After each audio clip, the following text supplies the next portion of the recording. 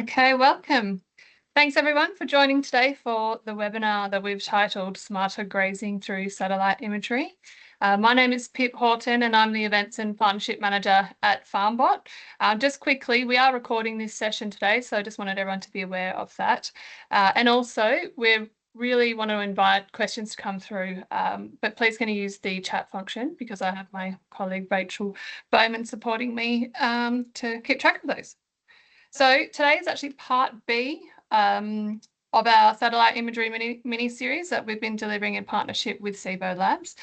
The key focus of today is rather than taking you through product demonstrations and a comparative format, which we did in part A, we're instead going to be focusing largely on practical insights from actual real-world examples. We'll also be touching at the end from hearing from Phil himself on what's next in satellite imagery and what to expect as that technology continues to develop.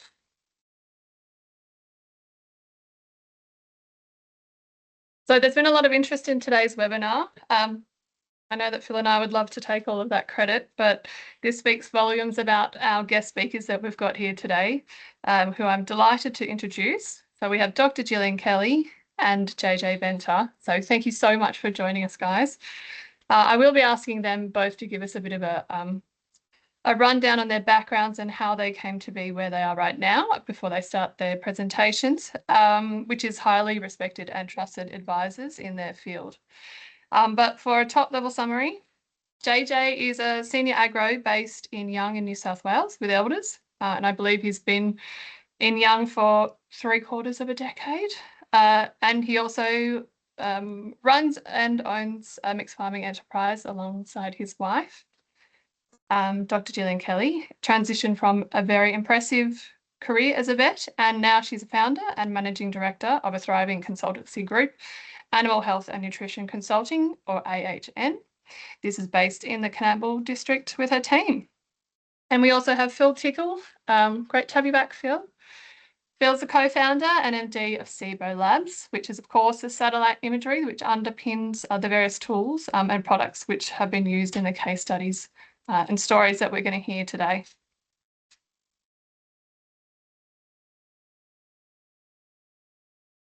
Also, just quickly before we get stuck in, if anyone was interested in seeing the part A, which is a product demonstration, I will be sending a link to that recording alongside this one. So it'll go through the Farmbot's version of satellite imagery, which is Pasture Light, powered by SIBO Labs. Here you can see it on the My Farmbot platform. We also offer a free trial for this product, so there'll be a link all in the one email. Okay, without further ado, thank you for joining us, JJ. I believe we've taken JJ away from the elders stock take, which is a pretty serious day, if I remember from my elders stint. So we appreciate it, and you can thank us later. Before you get into your case study, can you tell us a bit about your background and how you got to be where you are now? Yep. Good afternoon, everyone, and thank you very much, Pip, for the opportunity to present today.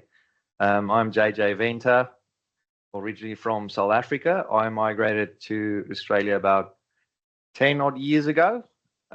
My background is science-based. I'm an environmental scientist by trade. I grew up on and around farms back in South Africa. And then, we migrated to Australia a couple of years ago. And it's about since 2022 where I started as a senior agronomist with elders here in Young. And at the same time, I also became a co-owner and business partner in a mixed farming enterprise located just outside of Young. And that's basically how I got here, Pip. All right, wonderful.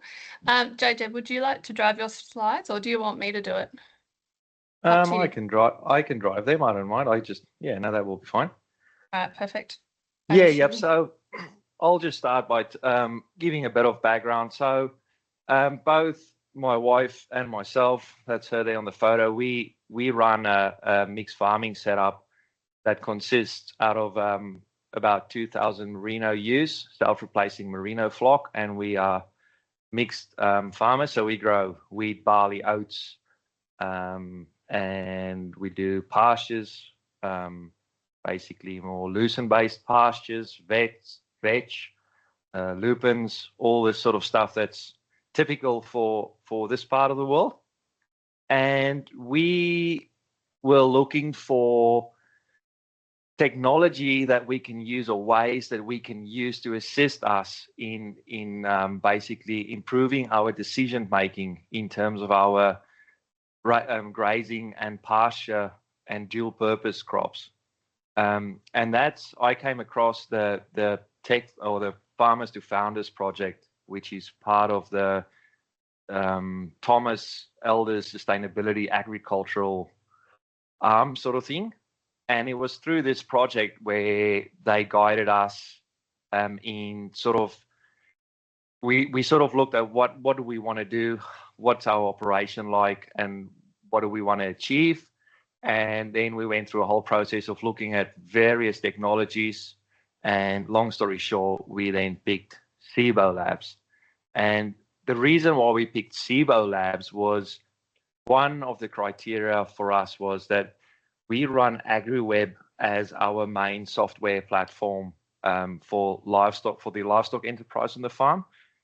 And we wanted to know if there's any technology out there that can integrate seamlessly with AgriWeb, so we don't end up with multiple software platforms where we need to grab data from.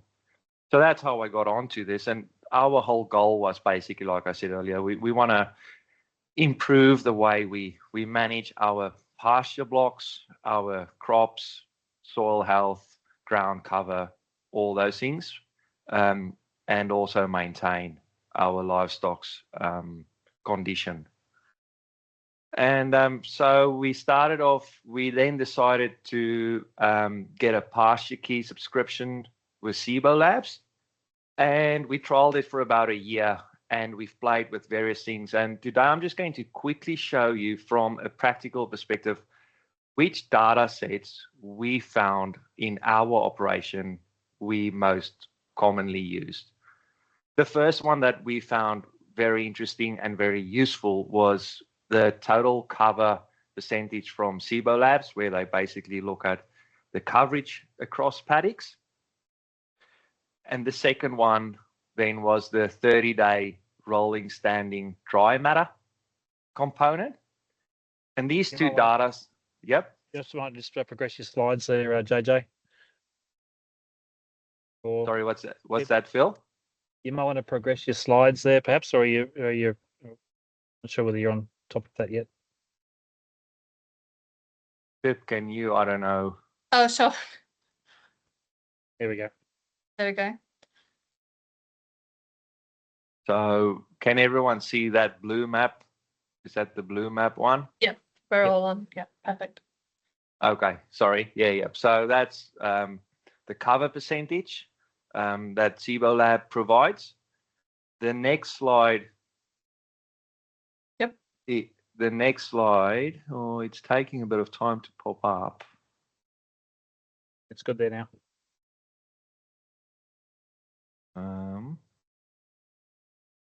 Is the biomass, the 30-day rolling biomass. So the imagery that's provided by the satellites over a 30-day period that calculates the total standing dry matter for us. And then these two data sets, we look at them, but where they then feed into our AgriWeb subscription. Phil, can you just? Oh, sorry. Mm-hmm. I was just going to get you to talk about the rolling 30 days and exactly what that means. Yeah. Yep. Can you hear me? Can you hear me? Okay, Pip. Yep. Yeah. So can I just interrupt you? I can't see the slides moving. I'm still stuck on the front slide, and I don't know if there's other participants that are experiencing that as well. I just thought I'd mention it. All right. Good to know. We may have our slide deck might be too big. It should be okay. I'm on a mobile here and on the side of the road, and it's coming through. For those that can see this, I suppose there's two elements to what we're trying to do within the biomass products. The first one is to, give people a good understanding of the average kilos of dry matter per hectare for the paddock and the average cover, for example. But we also want them to understand the variability in the cover and the biomass as well. So, if for those, you can see those images there, you can see some paddocks are very, very homogeneous. We've got one in the top, in the northeast corner there that's very homogeneous and sitting over 5,000 kilos. But we've then got a paddock basically down in the southern area there where you've got half the paddock or 2/3 of the paddock is about 5,000 kilograms, and then there's about a third of it that's well under 3. So we're trying to understand that spatial variability and let producers build some decisions around that. The other element is to be able to get through the clouds reliably, and we have two methods for that. One is the single date imagery, which is for every 5-day satellite scene, we capture the imagery, we try to detect the clouds, and then we process a product for that date within a few hours of the satellite overpass. But quite often there's clouds or popcorn clouds, or it could be total cloud cover. And so what we do is have a rolling average 30-day product. And that gives us a sort of as clean an image as possible over a 30-day median, but clearly it's not up to the most recent satellite images. It's the average for the last 30 days. Right, thank you. Back to you, JJ. Yeah, thank you, Phil. Yeah, that's a very good explanation. The next slide then, please, Pip. Yep. So both those data sets then feed into AgriWeb, and it spits out this easy to read, what AgriWeb refers to as a feed on offer, basically. And what it shows us is different paddocks and the kilograms per hectare of dry matter or feed basically then on offer for livestock. That then feeds into the next slide, which shows each of the paddocks that are getting grazed, roughly how many days are left for grazing. And this is based off data that we feed into AgriWeb, telling the system how many head, what the DSE loads, etc. is, which on the last slide or the next slide, this is probably the main one. So in the back end, or not in the back end, but in AgriWeb, this is the sort of information we look at almost all of the time. So we can see what paddock we are looking at, for example, what the size of the paddock is, what number of head is on there, like in this case, 451 head of sheep, the DSE load and the DSE ratings, as well as how much total standing dry matter there is on the right-hand side. In this instance here, we said the dry matter utilization for this paddock will be 80%, which is very nice and high, I must say. We're still playing with that part a little bit, but in the instance for this, if the dry matter utilization is at 80%, it means that we have X amount of days left to graze, also based on our residual target. So we've made the residual target 1,000 kilos or a ton, roughly. We do jump back and forth between this and the total cover map from SIBO Labs, because AgriWeb doesn't show you that full cover. It only works this out. But we want to know and make sure that we, for example, in our lucent paddocks, maintain about 70% ground cover after a graze. And then we can see and say, okay, the paddock has been grazed for 23 days, and we roughly have about 63 days left. So yeah, it helps us. It's a tool in our toolbox. It assists us to make our decisions on how does our stock move across the farm, which paddocks gets grazed when, and we do supplement feed as well in joining periods or leading up to joining periods and during lambing, depending on what we have available. And this assists us just to make sure, okay, we'll start supplement feeding in the next 2 or 3 weeks for this particular mob, or no, they're fine. They can just tick along. We have roughly about a month or 2 months, and then we need to start thinking of where will they be going next. So yeah, no, it helped us big time in terms of making quick, on-the-go decisions that are based or backed by real-time data. It doesn't take away the fact that you still need to be in the paddock, verify what you see here on the dashboards and on the satellite maps, and also look at your stock and see are they going all right or not. So yeah, Pip, in a Wonderful. nutshell, that's me. Okay, wonderful. JJ, I believe when I first spoke to you about this last year at DAS, you were talking about how when you have a high rotation system, and how initially you were wondering, oh, well, if the data's come through and if I'm moving on every couple of days, how you were initially thinking, there may be limitations there, but in fact, it was beneficial that you could look retrospectively, what call did I make? And if it was 24 hours later when the data came in, it still was useful in that respect. Do I remember correctly? Yes, yep. So like Phil said earlier, so the challenges for us a little bit is where we are located. Our main grazing season, if I can call it that, for dual purpose crops is during our winter months. So May, June, July is our ideal grazing periods for our dual purpose crops. That's also the time we generally get more rainfall and where our cloud cover percentages is quite high, which does affect the capabilities of the satellite to have accurate, like on the day sort of data. I did find that this 30-day rolling average is actually very close, and it does support our decision making. And yes, sometimes we would have said, okay, AgriWeb or SIBO Lab says there's still 63 days left. We think it's closer to 40, but still, it's sort of still, it helps you because we've set it all up that we can get notifications. So for example, if that paddock has a month left, we'll get a notification saying, well, paddock X, 30 days left. Our place is not that big, so we can drive past it all and see and say, yeah, it's roughly a month, or no, it might be shorter than that. We need to start thinking of our next move. Yeah, right. It's also worth noting there, Pip, the satellite data is coming over every 3 to 5 days, depending on whether you're in an overlap area or not. And that 30-day average actually gets updated every 3 to 5 days whenever the next satellite overpass is. So it's a rolling, like 5-day time step, 30-day average, if that makes sense to people. No, absolutely. No, that's good to cover because I know I've heard the question. We also had a question come in from the chat. What is the best method for determining the dry matter utilization? Perhaps that was going to you, JJ, back to when you were speaking about your system.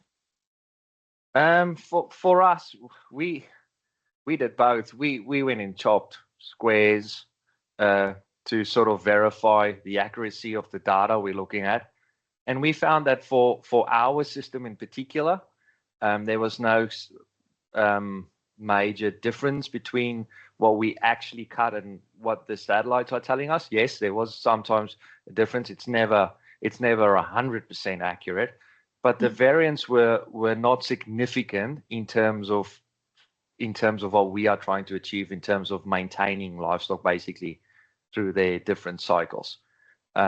So towards the end, we just run off the data we've been receiving mainly, and taking good photos basically of everything and sort of use that, if that makes sense. Yeah, Crawford, if your question's around sort of how do you decide what utilization as opposed to what you've actually have utilized, I suppose there's two, depending on what system you're in. If you're in Northern Australia and say a Mitchell grass downs country, you might only be looking at utilizing 20-25% of the of the total biomass, given that typically there's only about 30% of the biomass of a plant is leaf, which is actually where you want to be taking the leaf most of the time. But in southern systems, in forage cropping and so forth, you can obviously drive that a lot harder and have very much higher levels of utilization. So that's one thing. But the other thing is, I suppose, looking back from when you've been doing your grazing, we actually have a 30-day change product as well, where you can actually estimate how much grass you've taken out of the paddock as well, and identify whether you're potentially under or overutilizing the paddock, or you've got variable grazing in particular parts of the paddock. So I suppose that's two answers to your potential answers to the way you're looking at the question. All right, wonderful. Sorry, I'm just resuming this. Now we might swap over to Gillian. Having grown up on a merino property out near Warriner, it's fantastic to have someone of your ilk repping the Canberra region today, Gillian. So thank you again for joining us. If you can also tell us a bit about your story. I've heard you on some podcasts and it's very interesting. So over to you. Yeah, thank you very much. So I'm a Canberra girl, born and bred, and never intended to end up back here, but have done. I have been a vet for 20 years now. So I was in private mixed practices for 6 years. I did 11 years with the LLS as a district vet. And then I started AHN 3 or 4 years ago, just because I got sick of chopping up dead stuff. I thought we might proactively work out how to stop them from dying. And so I work with farmers across a pretty big range of Australia now. And we just look at how to run their enterprise better in terms of matching animals to feed, setting up their animal health and their nutrition programs, and doing it all proactively and planning stuff out so that we don't run into trouble. Yeah, wonderful. Yeah, so that's me. I also have like a very small trade cattle sort of side hustle here at Canberra, and I'm going to talk about some of that today. So I thought I'd mention that as well. All right, wonderful. I also hear that you are an artist in your free time too, so there's plenty of balls in here. Yeah, artist might be a stretch. I paint pictures. So Hey, yes. that classifies. Okay, now Gillian, have we still got the slide issue? Do you want me to just tell you where we're at? Yeah, I'm flicking, but I think you might need to drive it so that the audience can see it, Pip. Okay. So just move. All right, so I'm going to your first slide, pasture growth rates. Yeah. Now look, these are generic pasture growth rates, and I got this curve off a website called Evergraze. So this is not directly related to SIBO, but I just thought I'd throw it up because this is the pasture growth curve for Central West New South Wales, and it basically just demonstrates how tricky it is to run an enterprise here, because what it suggests is if it rains at any time of the year, we'll get growth. So it's not terribly seasonal. And the other thing is that my big pondering is, where is Central West New South Wales? Is it Canberra or is it Yeovil, or where is it? Are we Northwest or Central West? Goodness only knows. And, you know, you can look at these generic graphs and think, well, when do I grow the best pasture? When do I grow the most pasture? Therefore, when should I calve or when should I lamb? But they are very generic graphs. They're a good starting point, but they're very generic. But this is the beauty of the technology that we now know as SIBO. SIBO can actually help you measure what you're growing on your particular farm, which will be influenced by rainfall, soil type, stocking rate, season, the pasture species, etc., etc. So we can get a whole lot more specific, I guess. So just flicking to the next slide, and I should just note that because of the scale of my enterprise and what I use it for, I don't actually pay for SIBO, so I'm just using the basic free MLA version. And I talk about SIBO at a lot of workshops and things that we run, and I'm overwhelmingly horrified by how few people use SIBO. Every time I say, who's got SIBO? And no one puts their hand up, or a few people put their hand up. But it's becoming more and more popular. But I think, gosh, there is a free version. Get on there and have a go, and then you'll love it, and then you can progress from there. But even the free version gives you an awful lot of intel and makes you want to know more. So yeah, register and start to have a bit of a look. Bit of a shameless Farmbot plug, but you can also try ours for free and have someone walk you through that process of starting up. So yeah, either or. Yep. Yeah, Right. So if we, like our country up here, it's hot, it's dry, particularly at the moment. It's pretty variable in its rainfall, and it's like largely a native system. We do grow some tropicals and we do grow some cereal crops and some lucerne and things like that, but it's very difficult to get temperate perennials to grow up here. So a lot of the country that we're managing and running stock on is native.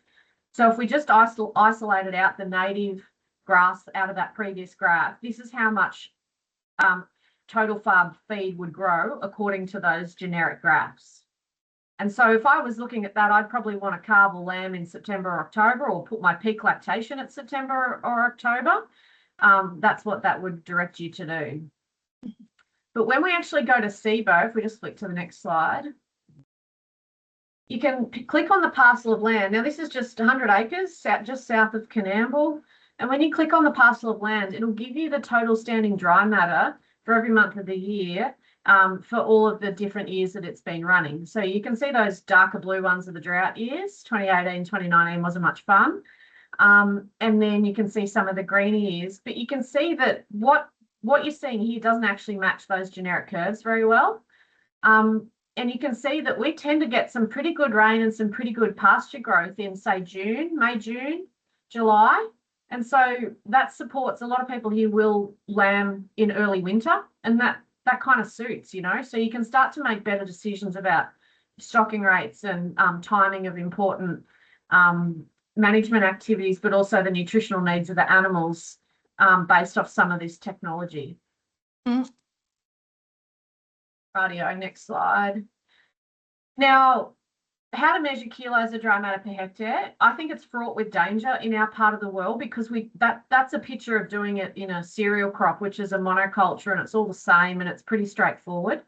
But up here, we've got native country, and so there's bits of windmill grass and there's bits of galvanized burr and there's bits of roly-poly and, you know, the little herbages that grow underneath, and it's really variable, and there'll be tall bits of the paddock and short bits of the paddock, and what the animals are eating, God only knows, you know, which bits they like. And so, like, SIBO might not be 100% active, 100% accurate, but neither is me chucking my little 50 by 50 centimetre pasture square out into a native paddock, because it depends where it lands and it depends, you know, all those sorts of things. So I think that you've got to combine a bit of this old-fashioned cutting pasture and getting your eye in with the technology, and the golden answer probably lies somewhere in the middle, and it's good to use both things. Are there any other tools in the toolbox, Gillian, that you'd use, or just getting your eye in? Or actually, you mentioned a pasture library the other day. Can you share a bit around that? Yeah, so I find almost universally most of my clients are pretty good at, say, condition scoring animals, but they're not very good at measuring kilos of dry matter per hectare. When I ring and say, what's the feed like, they say good or they say bad. That's pretty much the descriptive terms. So it's really helpful because we have clients everywhere. It's really helpful if someone can say there's 2,000 kilos. It just immediately conjures up in your mind a picture. But the other thing I'd say for our area is kilos of dry matter per hectare probably isn't the be all and end all. Pasture quality is very, very important.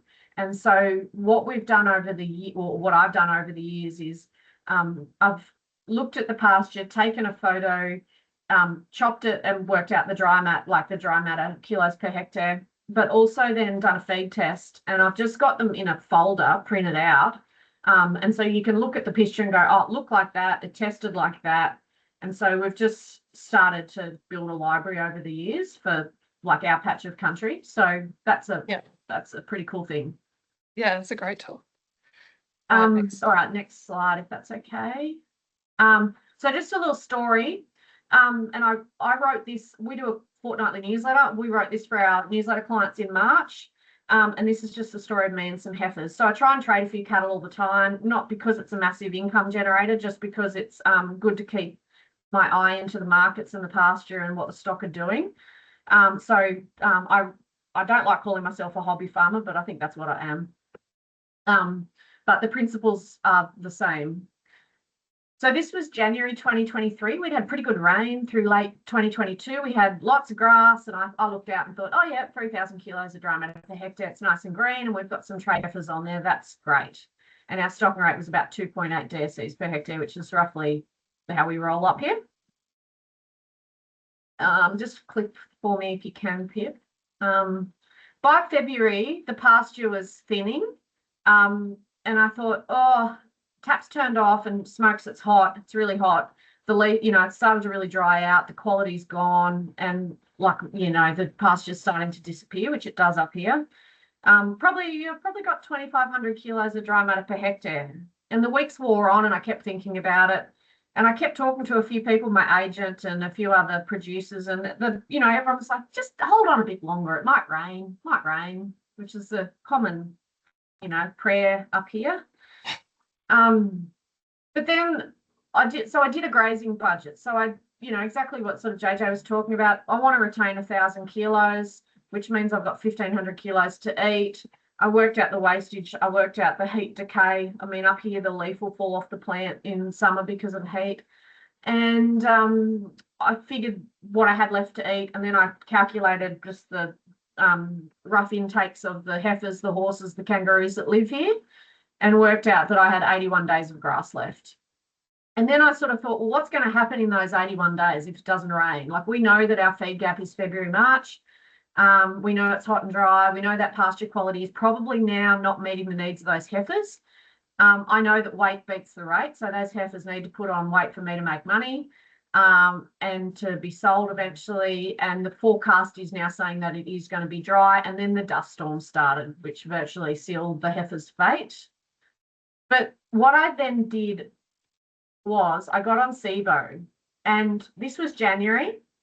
So that's a little total standing dry matter code over on the side. And it was like, 3,000 kilos of dry matter per hectare, or a bit more in some of those purple patches. Like, it was lovely. It's beautiful. And then by the time I flicked to February, I was like, holy smokes, where did that go? Look at it. Like, it's really thinned out. The pasture's gone. And then by early March, I could really see those bare patches coming through, the paddock and things like that. And I thought, nah, they're gone. So I sold the cattle. Now, if you squint your eyes, I think I broke even. But if you remember 2023, it didn't rain between February and October at Canamble.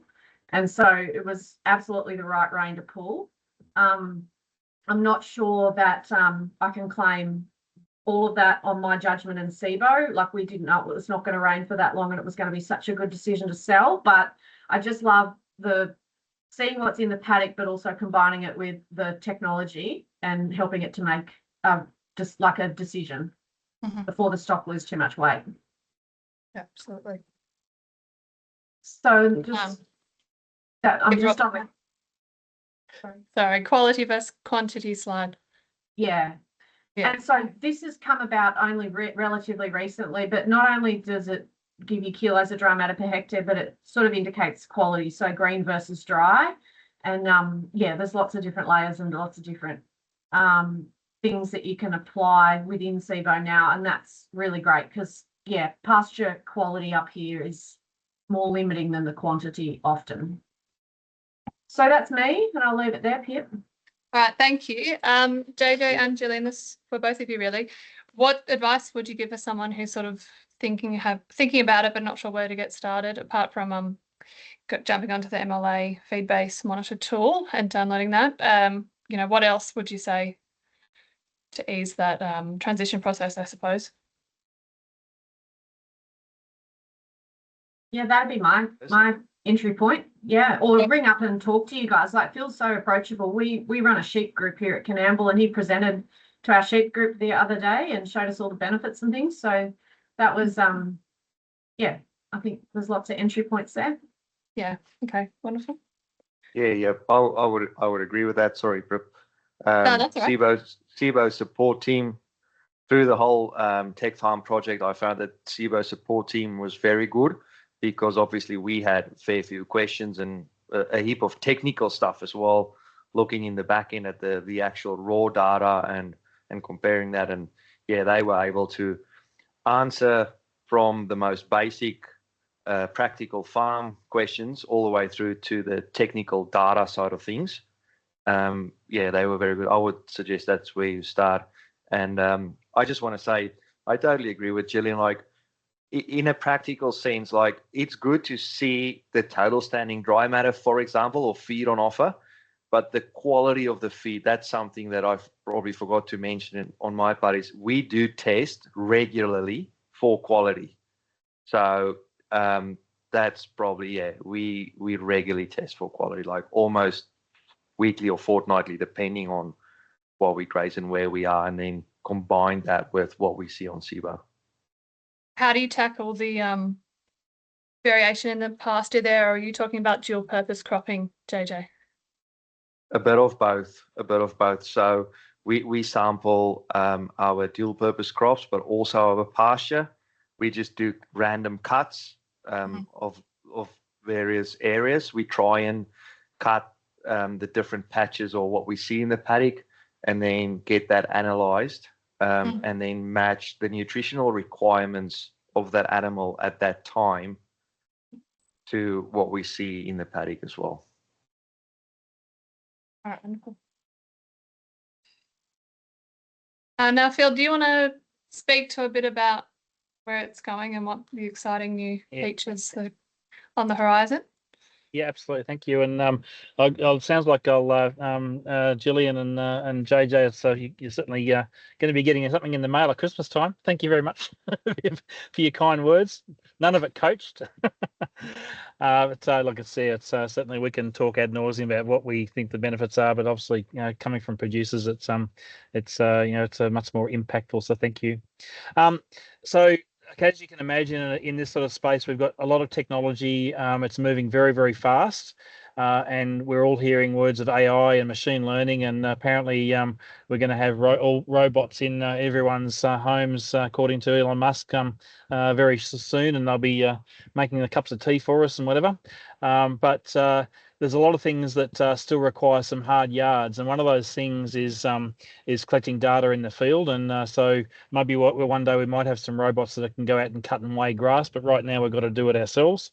And I suppose the other element there too is because we've got such enormous variability through the seasons in Australia, just because you go out there and cut and weigh some grass today and you do some calibration with some satellite, the next season, the next month, the next year is different. The species composition changes. So these sorts of data sets take years to acquire.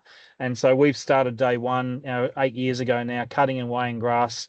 We've got tens, hundreds of thousands of photos, massive libraries of data, and now we've got about 8,000 field sites through the seasons, and to be able to get to where we are now, to not only estimate the biomass when things are green, like dairy pastures, and a lot of the technologies to date in the cropping space have been built around NGVI imagery or greenness imagery, effectively.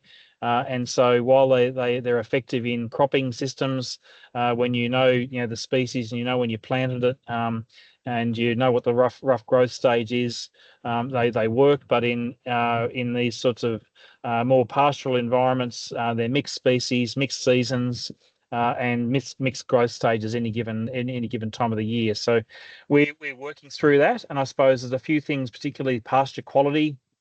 We've got some new tools that are coming out. We're both our pasture key service, which is what JJ showed, and then the feed-based monitor, which is the free service. Every livestock producer in Australia gets access to our free service in partnership with MLA.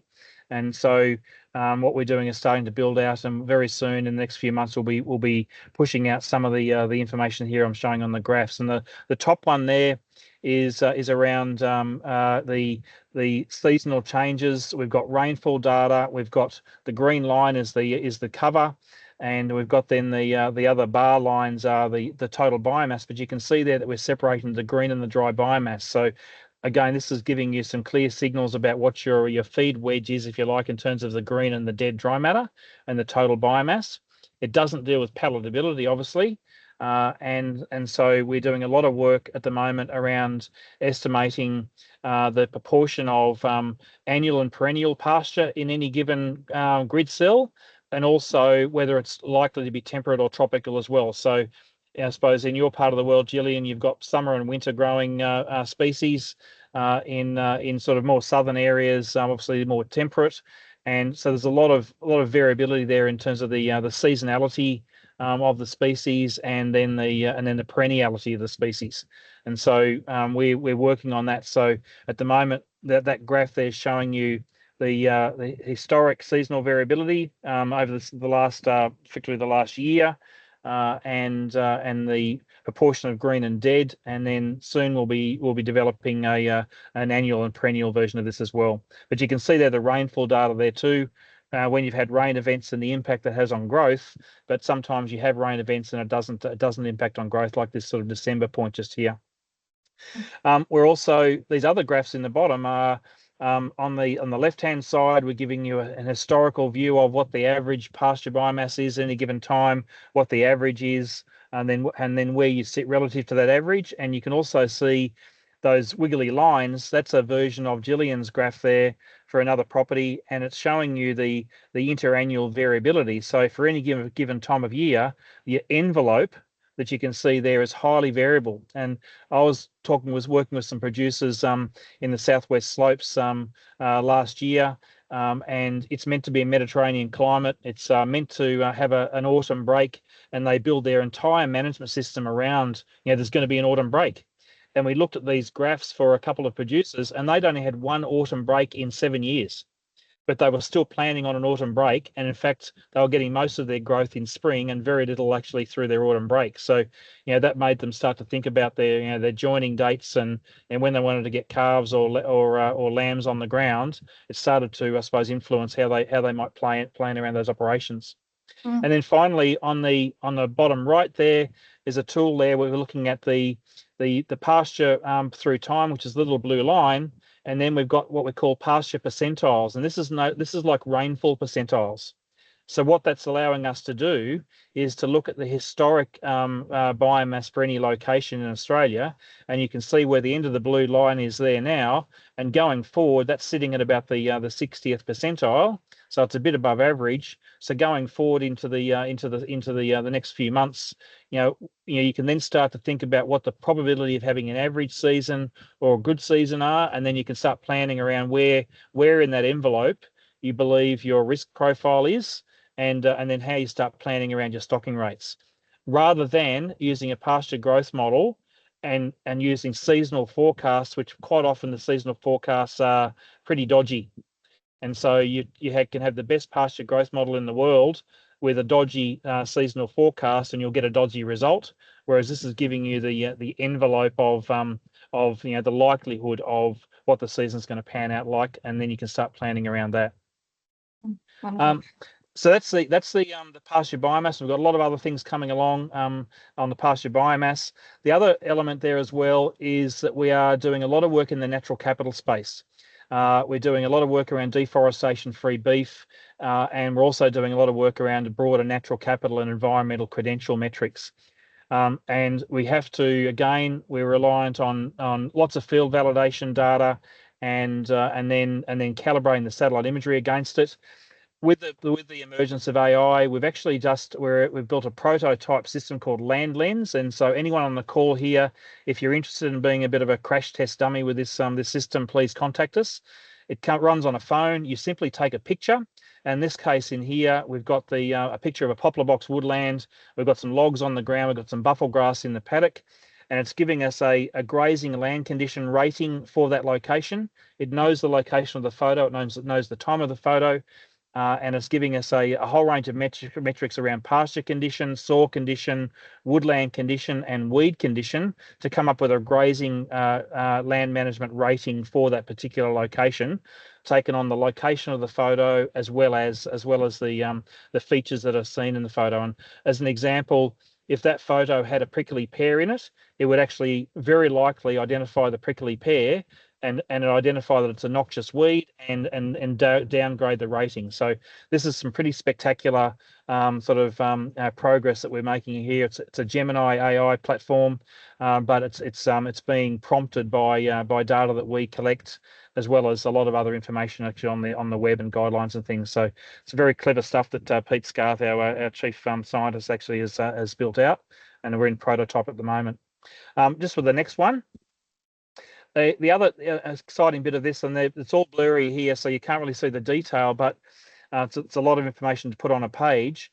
But what we're now doing is actually looking at the vegetation conditions. So not just the grazing land management condition, but the vegetation conditions. So looking at the structural complexity in terms of overstory, mid-story, understory, habitat provision, whether it's actually got coarse woody debris on the ground, whether it's got old trees with hollows in them. This is all information that we can actually extract from a photo.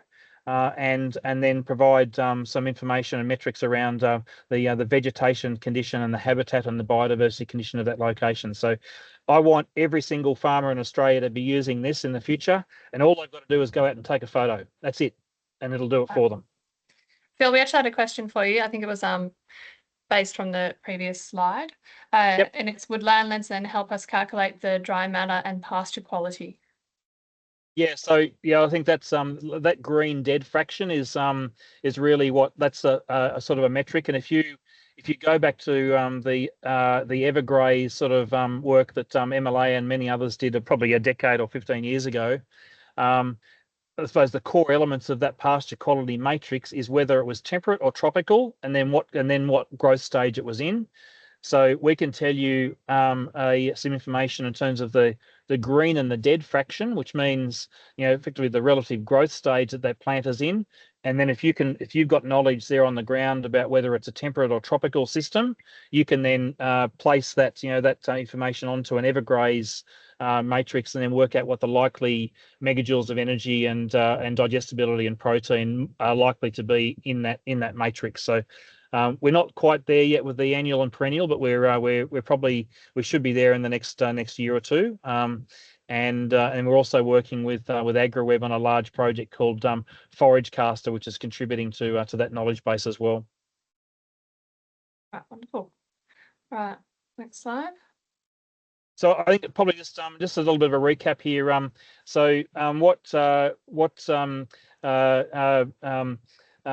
Gillian was talking about was all coming off the feed-based monitor. So everyone on the call here can get free access to the Australian feed-based monitor. Just go to the next slide there, Pip.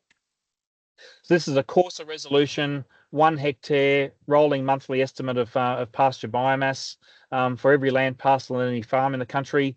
Gillian's been using it to make some decisions.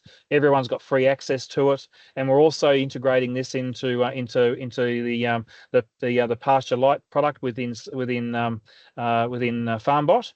And what this is allowing us to do within Farmbot is to not only just look at the whole farm, but then look within grazing radiuses of particular water points. So the value add with Farmbot is to give you that information all in one place, and then to be able to extract information for the grazable area within each individual paddock. The next one. And then with Pasture Key, you can see here the same farm, much more granularity. This is 10-meter resolution data. It's every 5 days. You can see the individual water points. You can see the individual trees in the paddock. You don't need 30-centimeter resolution data for this sort of stuff. If some people, you know, come and wanting to fly a drone over your place, it's a complete overkill in most cases. So, you know, 10 meters is good enough for management purposes. And go to the next one. And so this is our Pasture Key service in here, 10-meter resolution every 5 days. And so this is what JJ's been using. And with our work that we're doing with Farmbot, AgriWeb already have an integration, a version of this inside the feed calculator inside AgriWeb, and obviously, and then with the work that we're doing with Farmbot is again, you know, bringing this data together into the Farmbot application. So in the future, we'll see this higher resolution data sitting in Farmbot as well, and other third-party applications going forward.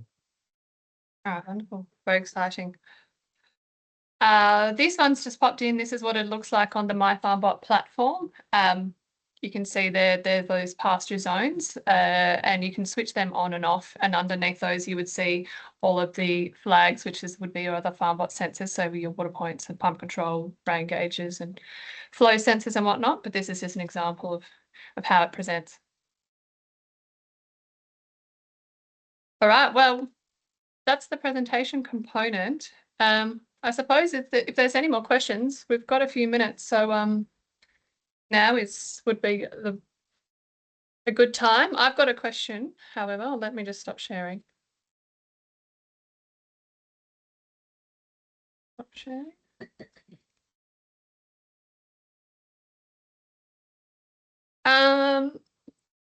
Gillian, I know you're an advocate about the virtues of containment or confinement feeding. Both for maintenance, if it's a challenging season, as well as you know, getting stock ready for where they need to be at a certain time.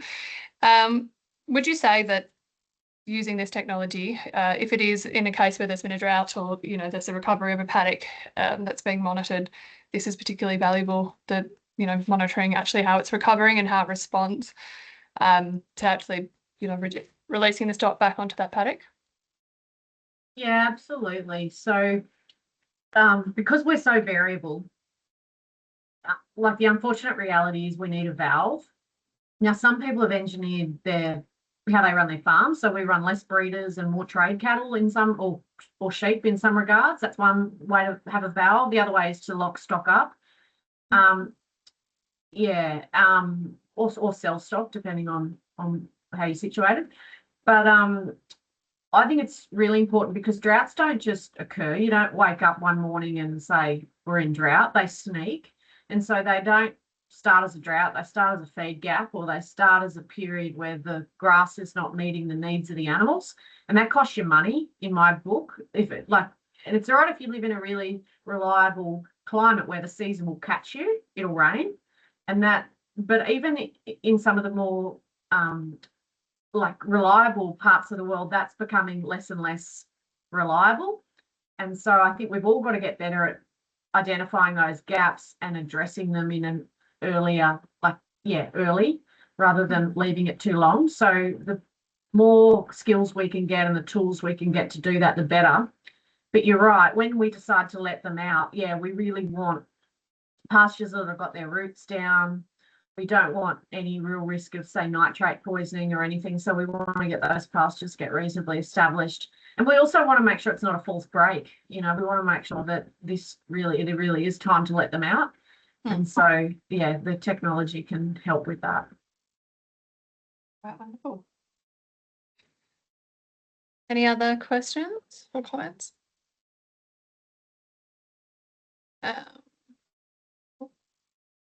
Right, went to the wrong thing. So, Rachel, do you see that question? I can read it to you if you like. Okay, thank you. It says, does Deceivo Labs, Farmbot and AgriWeb software platforms have the option to use stock days per hectare rather than kilos of dry matter per hectare, or would that conversion need to be done manually? Good question. I can answer that if you like. So within the AgriWeb Grazing Planner, you can alternate between stock days and DSCs and or animal equivalents, and also effectively stock days as well. So those tools are in there.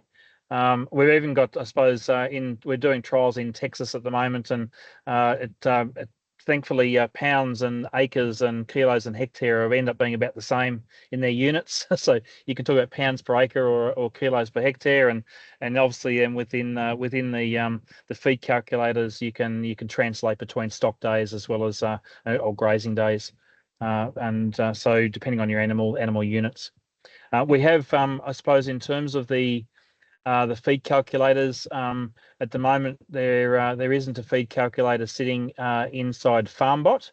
There is a feed calculator sitting inside Cibo Labs. So we have an embedded feed calculator that operates in stock days or grazing days or animal units inside our platform, and also within the LandLens app that I showed you just a minute ago, which you'll start to see flowing through into Farmbot and other applications as well.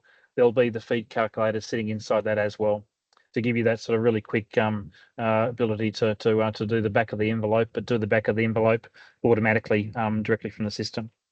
Yeah, wonderful.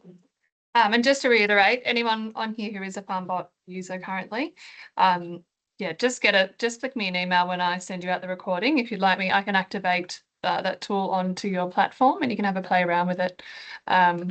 So it's a good way to get started. Alrighty, any other comments or questions? We're almost nearing the end. That's been really interesting. Thank you so much, everybody. Thank you, Gillian and JJ and Phil. That was very informative. Thanks, Pip. Thanks for organising it and for putting it on. Yeah, thanks everyone. Thank you. Thanks, Gillian and JJ as well. Great to hear your stories. Thank you very much. Thanks for the opportunity. All the best. All right. Have a great day, everyone. Bye.